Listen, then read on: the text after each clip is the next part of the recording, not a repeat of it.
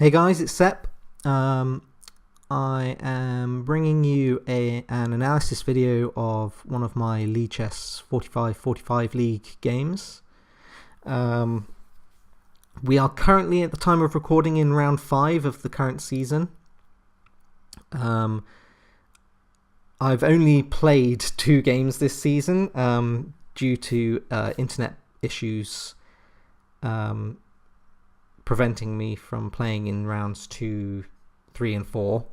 In fact, I incurred a forfeit in round 2 because arranged the game, and then the afternoon of the game, internet in my neighborhood died, and I've only recently, 3 weeks later, managed to get my internet back. Thank you, BT.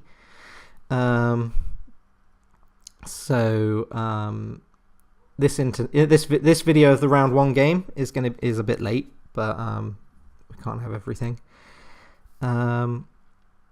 So this game was against InfernalJumble, who at the time of the game was 1913 ELO, and I was 1918. So he played e4. I've had a bit of a problem with switching up defenses to e4 because I can't seem to get something that I'm comfortable with. So traditionally I play the Aliekins in this position. I've sort of, although I still like it and I play it in Blitz, I sort of wanted to try something different because I can't seem to stick to one defense, which is a big issue. I should just find an opening that's fine and just play it and then just get better at chess, but I seem to just be jumping about. So I played knight f6, I played c5, trying out e6 at the moment. I played c6, I played d5, I've played g6. Yeah. At the time of this game, the first game, I thought I'd give e5 a go all classical. And I'd recently had bought Victor Bologan's 2-book series on e4, e5, Bologan's Black Weapon, and Bologan's Ruy Lopez. Which, for anyone thinking about playing e4, e5, I'd recommend, because it really goes in depth about everything to do with the e4, e5 openings and comes up with multiple defenses against various openings. So e4, e5. For example, in this game we had a Italian game which he recommends, but in the book he also has several chapters on knight f6, the 3 knights, which for some people is very forcing, and they like that they can just reel off openings and reel off opening moves and know what they're doing at the expense of a pawn and know that they're fine. I don't, so I go through the bishop c5 lines. The Bologan book I'm going through is really good because the first, I think it's 50 pages, is solely on pawn structures in the game, in the openings that the book suggests, and also piece maneuvers within those pawn structures. So you can sort of, if you know the pawn structures and you know the piece maneuvers to do with those pawn structures, you can sort of blag your way through the position. I think I sort of get mixed up between some maneuvers and various lines, and I think that's probably due to being new. Well, I used to play e4, e5, but actually studying e4, e5 and trying various new lines. But at the time I record another video, I'll probably be playing something else against d4. So who knows? I might just give up on it. I don't know. So yeah, we play the Italian game. c3 is the main line. Other moves in this position, you can castle, d3, knight c3. I'm sure there's probably moves with a3 and h3. Yeah, there's a lot of moves you can play here. All are perfectly fine. c3, I think, is the main move with going for a straight d4. So after, say, this, and then I know that this is a move, and this is like a very standard Italian game structure and position. InfernalJumble went for d3, which is it's a transposition to the Gioco Pianissimo, so the very quiet game. I couldn't exactly remember the move that's suggested in the book. I know a lot of newer players, as soon as they see d3, they play h3 because they don't want the pin, and the pin is very uncomfortable. I think the book I'm studying suggests d6 and a6. I went with a6 purely because it resembles an English game, an English position.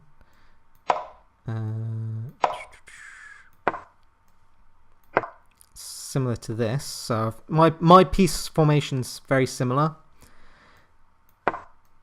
And the idea is to tuck the bishop away. But in this position, it works a bit different because the reason you're doing it is to sort of delay what you're doing with your knight. So if they castle early, you can chuck the h pawn up the board. I didn't have an illusion that I was going to do that in this game, but I like the idea of being able to just tuck the bishop away and sort of decide if I'm going to castle kingside or play some waiting moves, and then castle queenside. So I played a6. He played a4, and I think the main move from the book is castles, and I don't think he discusses a4 at all. So I was just at a loss. So I went d6, which the computer says is fine. Castles. This just looks like a standard position. Knight bd2, bishop g4, bishop b3.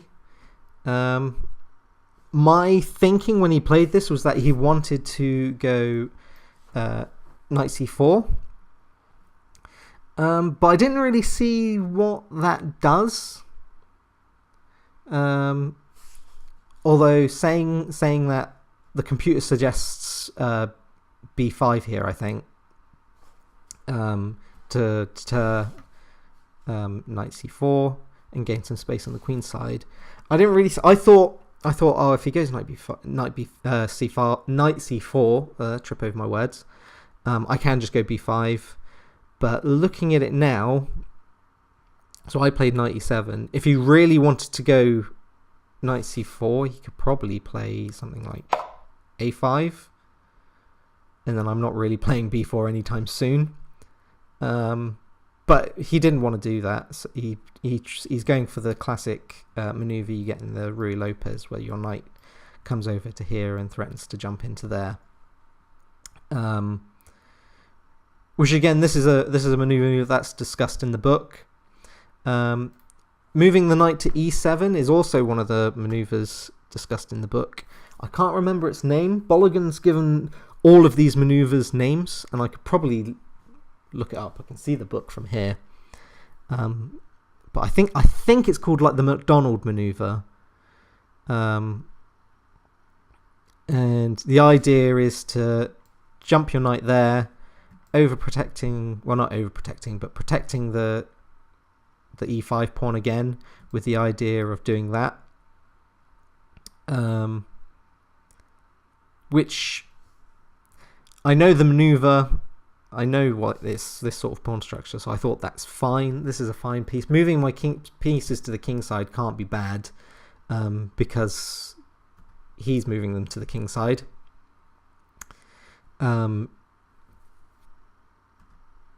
So went g6, knight g6. He went knight f1, which is actually an inaccuracy.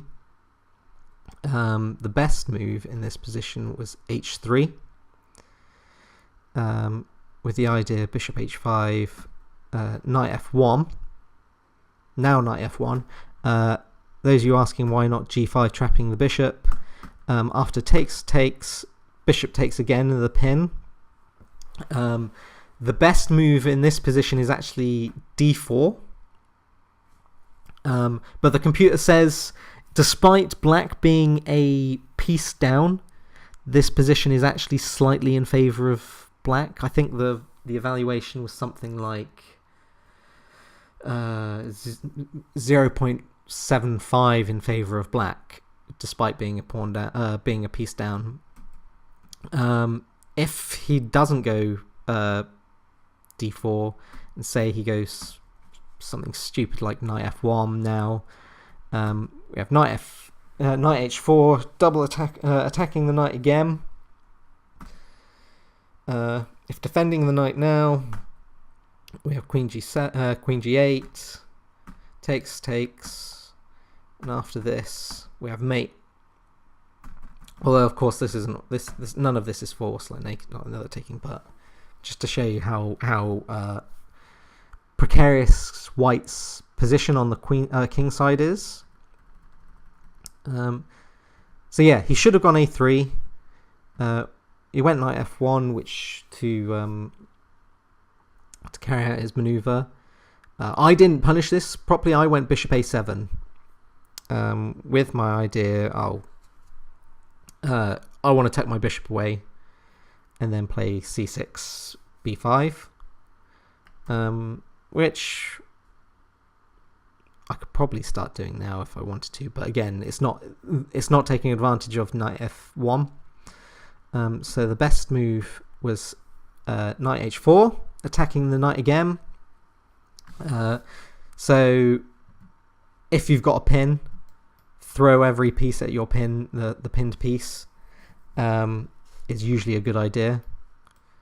So the computer line suggests this, and it suggests that this position now is equal, like dead equal, despite White's kingside being shattered. But I would say this position's probably a bit more precarious for White to play.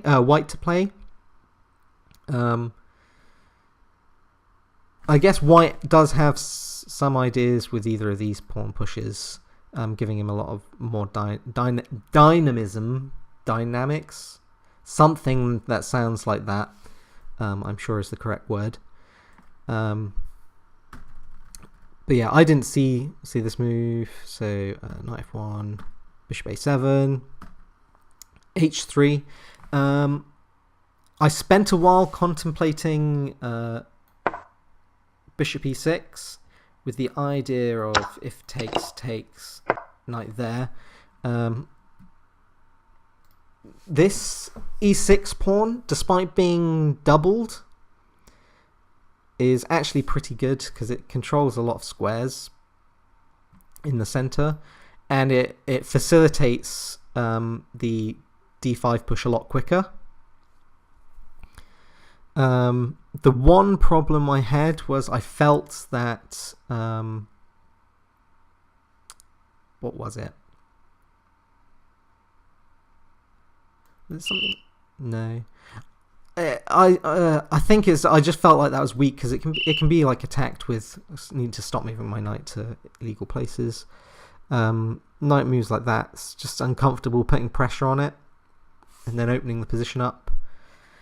It's probably fine for black and was probably actually a lot better than the position I ended up with in this game because it got quite difficult. I went back to d7. I was just I wasn't really happy with it, but I thought I'll get on with my idea of c6, d5. I didn't like the pin. So after that, I didn't like the pin.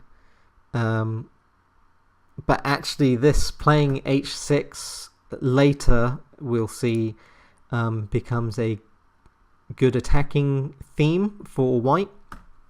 He played d5, d4, break in the center. He's carried out his maneuver. He's breaking in the center. Yeah, perfectly good move.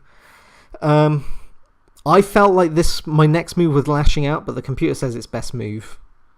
But I just wanted to sort of attack his center more. It seems a bit stupid. I was also thinking c6 and d5 and just going for like a double phalanx center with both, like pushing my pawn to d5 eventually. But yeah, this sort of position got a bit risky. So yeah, just trying to continue development. I really didn't know what I was doing in here, so I just thought I'd just take. So I played rook fe8, putting pressure on the center pawn. And he punished me quite well for this move. So the best move in this position is bishop e7. So I'd just like to point out the ideas in this position for white. So this pawn is pinned because of the bishop. This bishop's on a really nice diagonal. My queen, bishop, and rook are far away from here. These two knights are a bit clumsy. They don't have that many squares to jump to. And I've played h6. So in this position, completely neglecting the issue by thinking, oh, I can attack e4. I completely miss he spent a lot of time thinking on this move as well and played bishop h6, which is the best move. And the issues with this is if I take, taking with the queen is really dangerous because the knight's going to jump into there or there, and it's just going to be awkward. But there's actually a really cool computer line where after takes, there's actually another bishop sack. It's like, oh my god, this is amazing. So new variation. So if king takes, queen takes here, and the king side's just crumbled. 2 sacrifices. If he played like this, I would have applauded, like, nice one. I think in the when we were discussing afterwards, his plan was just the immediate queen takes. But this position's pretty cool. So the idea now is takes. So if, say, something like rook h8, white has queen check, knight check.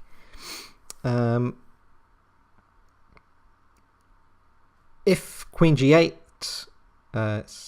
checkmate. So say something like, what was the move? So I think this. So we win the knight.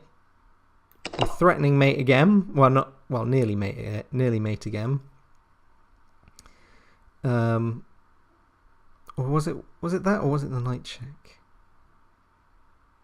No, I think it was that.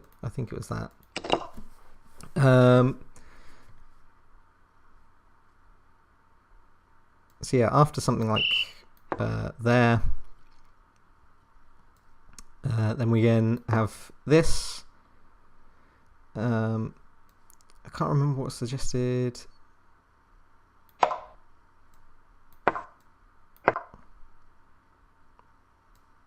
Yeah. So it's just like, sacrifices 2 pieces and he can win them back, and just has like a really good attack. I I thought that bishop sacrifice, like second bishop sacrifice, was really cool. So with this, yeah, it's just such a cool attacking idea. I mean, even not even check, just that. That's probably better. Yeah.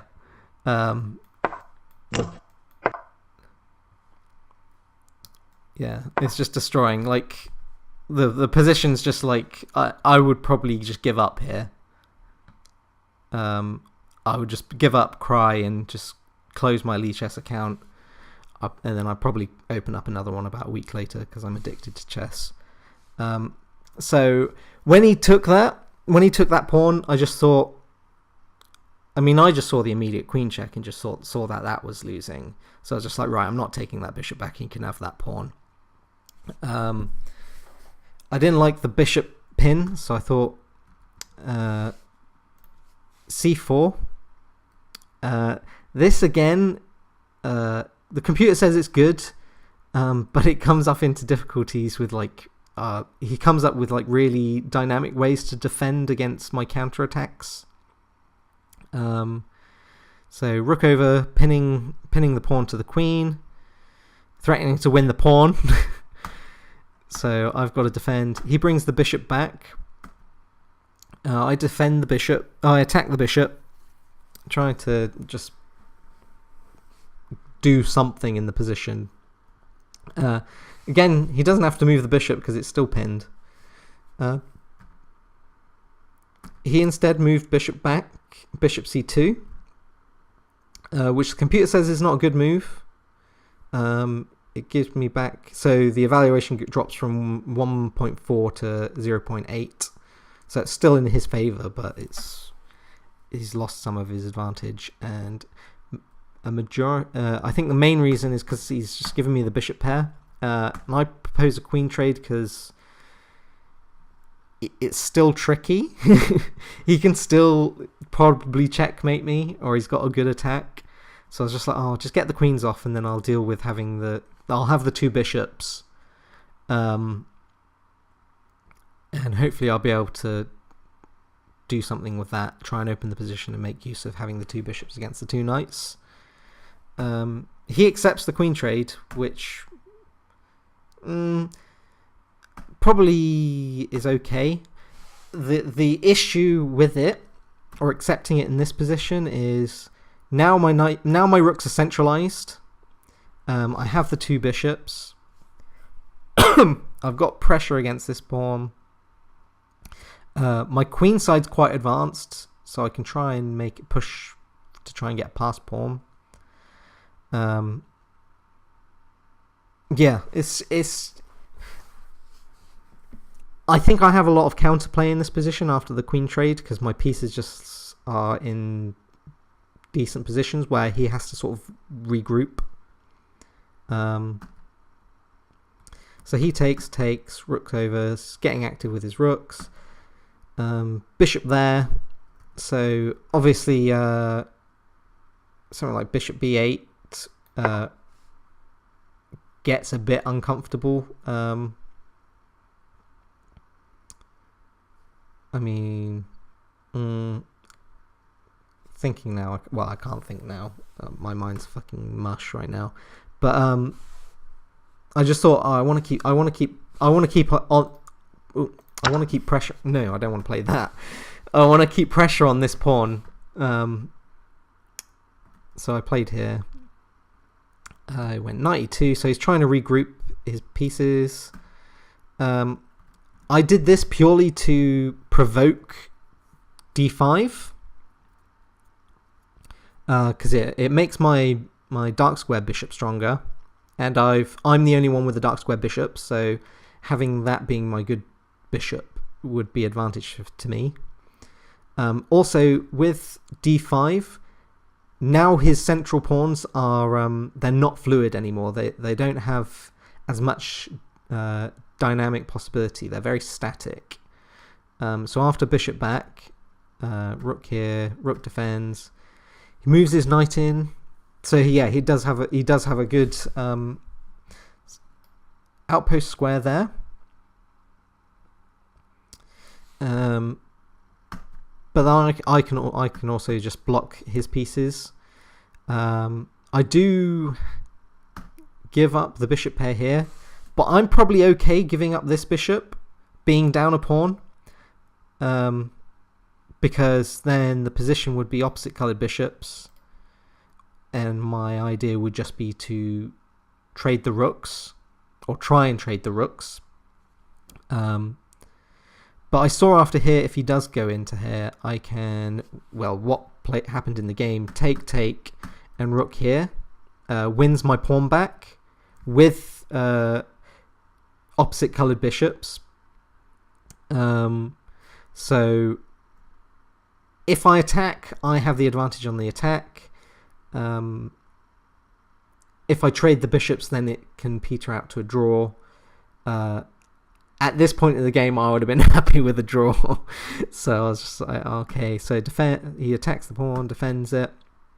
I play this move, and the computer says it's a good move, but it does drop the pawn. My idea of doing this was to push there.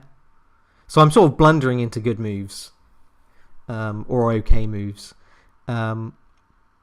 I was pissed off with myself because it's like, I've won my pawn, and then I make a move thinking, I can get all this dynamic activity by pushing my pawns and getting a passed pawn, and then I just lose the pawn again. I was a bit pissed off at this point. So bishop back here, rook here, bishop attacking the pawn. He trades the rooks. This is good for me. I'm down a pawn. I want to trade the rooks. It gives me a better chance for a draw. So he plays rook b6, which is a mistake. So the computer says rook c6 trading now. But the computer says I shouldn't trade. I would have probably traded.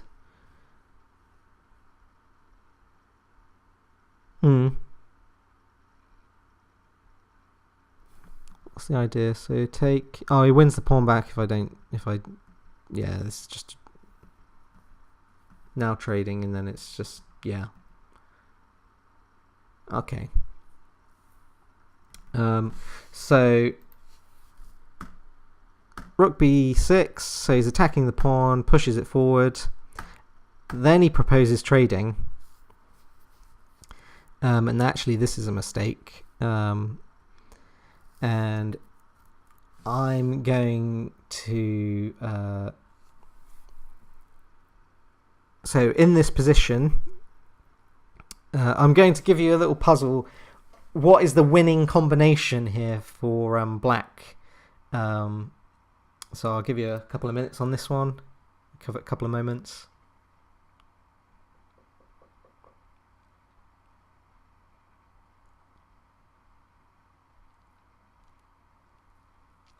So the winning combination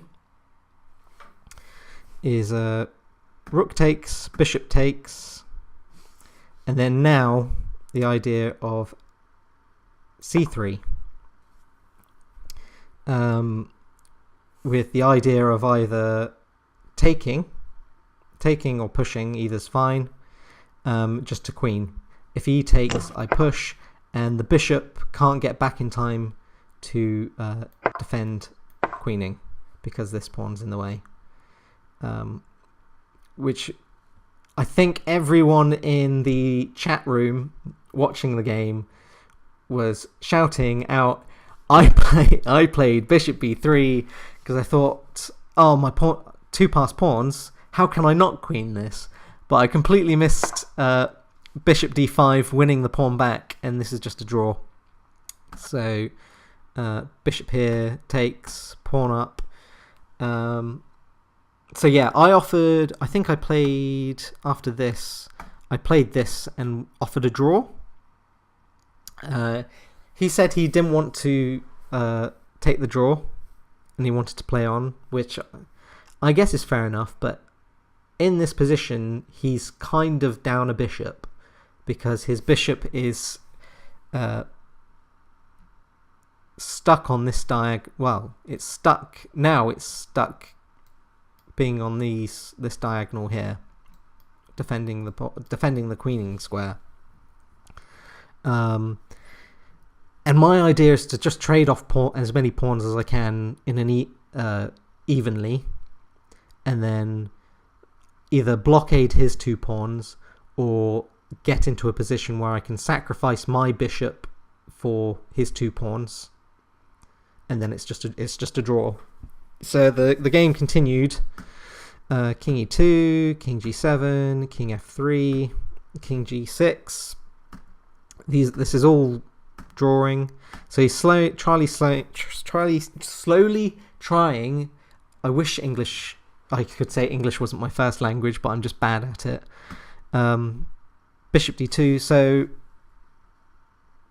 he can't win this pawn without moving his king there, and as soon as he does, I just defend it with the bishop.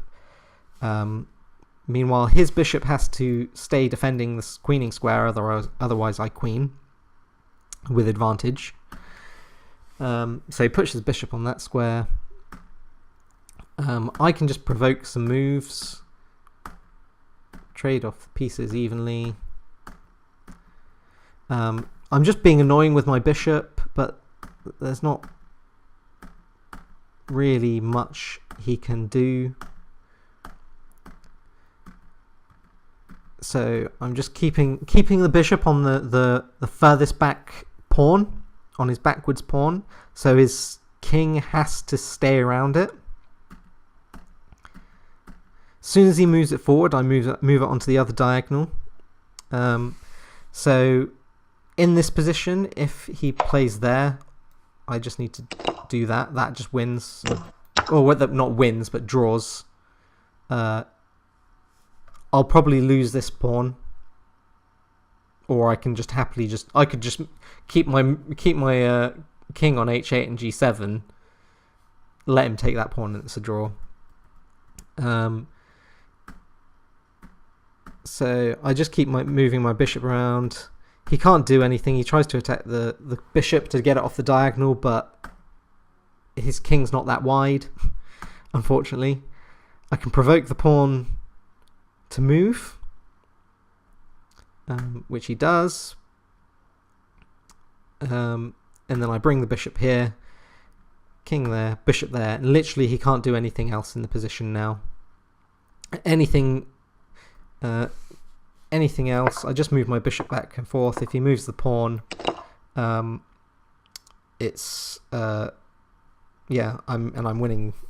It's just a draw, not winning, but I'm just winning the pawn, and there's nothing else either of us can do. So here we agreed to a draw, and I think we got the highest moves played in a game, and I also think InfernalJumble got the longest think in the game. Going back, let's go back. Where was it? On his sacrifice, calculating his sacrifice here, I think he spent something like 20 to 30 minutes on this move. So in this position, he spent about 20, 25, 30 minutes, and then played bishop takes h6, which is it's a great move, and I applaud him for thinking that. And in this position, I was thinking, oh, I don't really know what to do. And then after about 15 minutes, I thought, he doesn't have bishop takes h6, does he? And I was calculating it, and then when he played that, I was just like, right, I'm not taking that bishop. He can have the pawn, and I'll suffer for the rest of the game. But it's a fighting draw. I'm quite pleased with the game.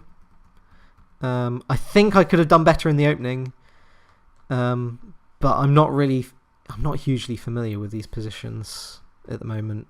I'm just sort of winging it, so it makes me think I should probably go back to an opening that I actually know something about.